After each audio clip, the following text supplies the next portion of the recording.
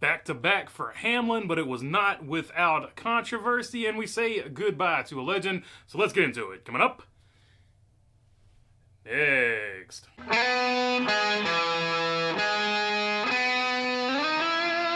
What's going on, everybody? Hope you're doing good today. All right, Denny Hamlin wins at Darlington. It is his 56th win of his career, moving him into the sole possession of 11th place, where he was previously tied at 55 last week with Rusty Wallace. Like I said, 2 in a row, and doing it for the old guys. This one, however, wasn't quite as cut and dry as one would hope for a victory, a la his Martinsville victory, where he just flat out kind of won that one.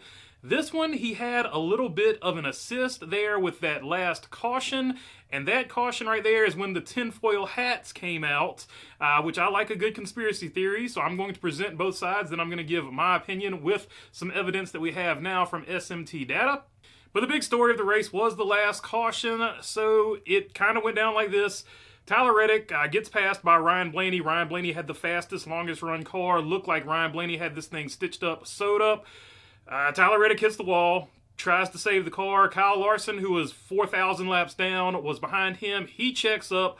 Bubba Wallace, who is behind Kyle Larson, doesn't see everything possibly going on in front of him, depending on where you stand on it. Or Bubba Wallace saw everything that was going on in front of him and intentionally wrecked Kyle Larson. That is basically the two sides of the argument. You either see it as a racing incident where Tyler Reddick checked up, Kyle Larson checked up, accordion effect, Bubba Wallace didn't have the same amount of time to check up, or you see it as Bubba Wallace saw his teammate get passed, and he decided to wreck the number 5 car and bring out the caution to give the 45 the best opportunity to win the race.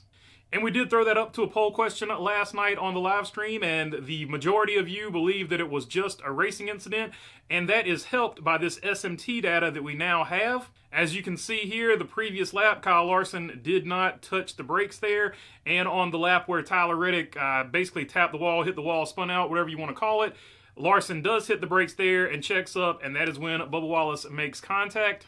Not that that's necessarily going to change anybody's mind, but it still, in my opinion, strengthens my position that it was a racing incident. I don't think Bubba Wallace intentionally brought out the caution. If he was going to help his teammate, he would have blocked for him much earlier on when Ryan Blaney passed him. So I don't think there's anything there. But a good conspiracy theory is a good conspiracy theory. So if you want to run with it, feel free to run with it. That is part of the fun of the fandom. But regardless of whether it was intentional or it wasn't intentional, this much for sure is true. Ryan Blaney had the fastest car, and he was going to win this thing. He had this thing locked up, and it brings up a few questions. If you're Ryan Blaney, how often do you continue to set up this car to be a long-run car? He seems to like that, where he is strongest at the end of a run, but a lot of these races seemingly have cautions that fall and just take away wins from him because of the way he's got his thing strategized for a long-run car. Do you adjust on that if you're Ryan Blaney? The other question that you guys brought up last night on the live stream was, should these things end under caution? If you're familiar with the channel, you know exactly where I fall on this. It's been consistent with me. I want the scheduled distance to be the end of the race. I don't care when the caution comes. Caution comes the last 2 laps. Oh well, it ends under yellow. That's kind of what I grew up watching, so that's kind of my take on it, my stance on it. I like it better that way. I don't want another 5 overtime Nashville race where the winner, basically what we saw, and everybody turned their nose up in the 2 lower divisions, Xfinity and Trucks, at Martinsville last week, a caution after caution after caution, and you get a different winner. That's basically what green-white checkers gives you. So I'm not a fan of green-white checkers. So that debate has also been brought up because of the way this one ended. And not for nothing, if Denny Hamlin doesn't win this race, a lot of people that are like, it should end at the scheduled distance, they wouldn't be saying what they're saying. So there is a Denny Hamlin factor to it. A lot of people don't like Denny Hamlin, so they're like, oh, it just needs to end under yellow because, anti-Hamlin sentiment. So that was more or less all the issues from the race. Other than that, pretty much a cut and dry Darlington race. The only other real significant thing is when Denny Hamlin got out of the car, he continued in his villain persona, saying he wanted to thank Kyle Larson for the assist. Denny Hamlin loves to get those trolls in, and to me, that's all that was. But it is what it is. It's Denny Hamlin. You're either going to like him or you're not. All right, good race, bad race. Denny Hamlin, of course, a good race. He wins it. William Byron dominated the entire race for the most part, but once he lost the lead, he never was able to regain it.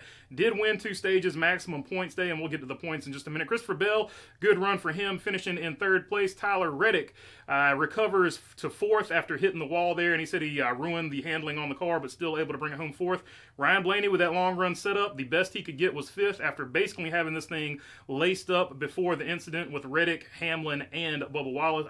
Reddick, Larson, and Bubba Wallace there. Chris Buescher bringing it home in 6th place for the RFK gang. Ross Chastain 7th there. Chase Elliott 8th. Ty Gibbs 9th. And Kyle Busch 10th, so I think a 13th or something last week for Ty Gibbs. I know it was at least a top 15. And this week he gets a top 10 finish, so we can finally end the talk of him being in a slump, and also a great run for Kyle Busch as well. Rest of your top 15 going to be Austin Cindric in that beautiful throwback to Dale Sr. in his first championship. Zane Smith in the Long John Silver's, my favorite throwback scheme, because Long John Silver's has the best chicken tenders of all fast food. Check out Joshua Weissman's video if you don't believe me. He's a chef, far more qualified to speak on it than I am. Joey Logano in 13th. Todd Gilliland in 14th, and Daniel Suarez 15th. So that is your good race. Now on to bad race, and obviously Kyle Larson wrecked on like lap 4 or 5, maybe lap 3, I can't remember. But very early on in the race, Kyle Larson self-wrecks, and then of course he's involved at the end of it. Although he was probably just checking up when he got run into the back of. It wasn't a self-spin to bring out the caution that cost Ryan Blaney the win there. However, the first spin was a self-spin, so as Quattro pointed out in the Discord, Kyle Larson versus the spring Darlington race, a battle that Kyle Larson has consistently lost here recently. And in 33rd position here, Brad Keselowski, also a bad race for him. He has had a terrible start to the season. Him and RFK, the 17 car, got a good finish today. Ryan Preece had been carrying the banner for that team until recently, though. Carson Hocevar, another poor performance from him, and a lot of people questioning it once again, does he drive too aggressively? Alex Bowman, a bad day for him, not able to recover from this one after a nice start to the season.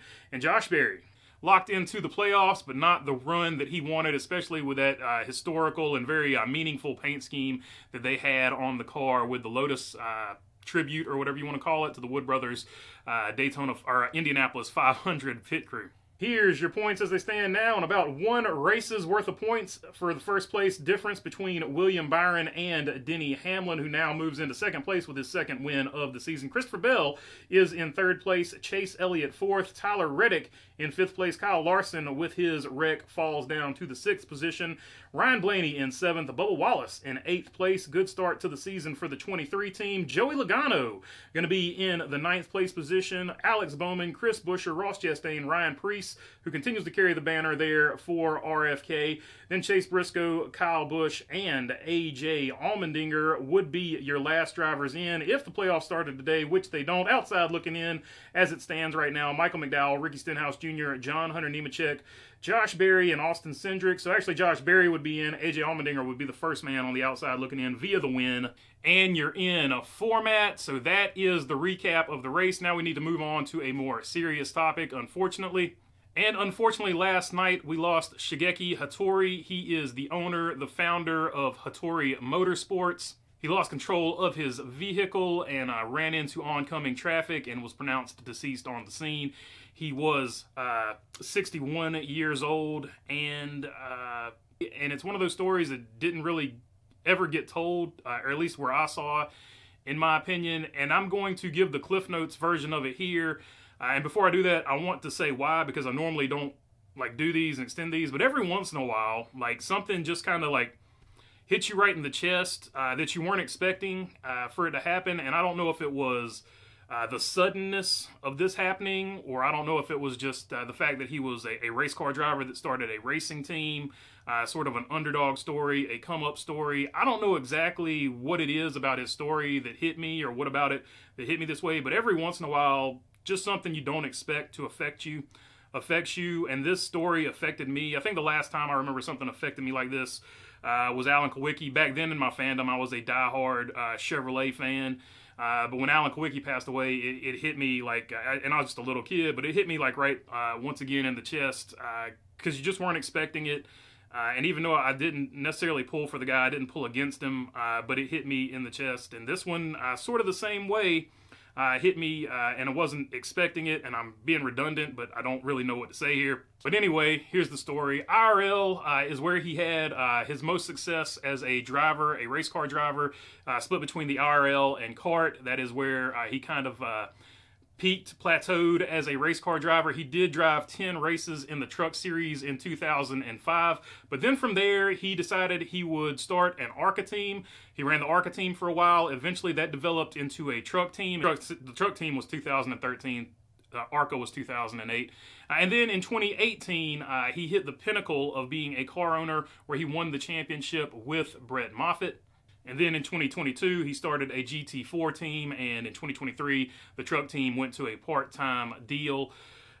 So just, I don't know necessarily why this affected me like this, but I wanted to tell the story. I wanted to give the backstory because it was basically, he came up, made his way as a driver, then started a team, and he did win a championship in the truck series. And I think that's a great story that needed to be told.